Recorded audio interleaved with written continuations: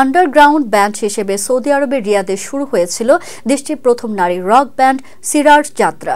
প্রাথমিক পর্যায়ে গ্যারেজে হতো তাদের পারফর্ম, এরপর জনসমক্ষে আসার সুযোগ হতেই ঘটে বাজিমাত। তবে মধ্যপ্রাচ্যের এই দেশে কঠোর ধর্মীয় বিধিনিষেধ ও পুরুষ শাসিত সমাজ বাধা হয়ে দাঁড়াতে পারেনি সিরার জন্য। তারা নিজেদের মতো করে এগিয়ে গেছে। সিরার ব্যান্ড সদস্যরা অবশ্য তাই মনে করেন। তাদের ভাষ্য, সৌদির এমন বিধির মাঝে ব্যান্ড সিরার নারী শিল্পীদের জন্য অনুপ্রেরণা। শুধু তাই নয়, আরবি সংস্কৃতিতে সিরা অর্থ জীবন। এই ব্যান্ডের মূল উদ্দেশ্য সৌদি নারীদের সঙ্গীতের প্রতি আগ্রহী করা। সদস্যরা জানান, বিধিনিষেধ সত্ত্বেও পরিবারের সমর্থন পেয়েছেন তারা।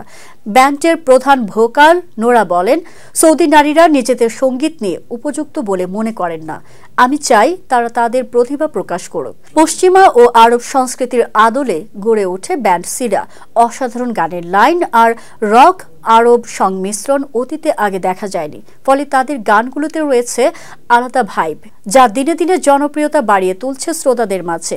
এ প্রসঙ্গে নোরা বলেন, রক মিউজিক নিয়ে অনেকেরই ভুল ধারণা আছে।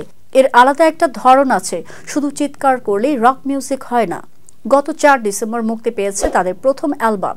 2008 সালে দ্য অ্যাকোলেড নামের আরও একটি নারী রক ব্যান্ড আত্মপ্রকাশ করেছিল, যাদের শুধু আন্ডারগ্রাউন্ডে গানের অনুমতি মিলেছিল। তবে এবার জনসমক্ষে গান গাওয়ার অনুমতি পেয়েছে সিরা।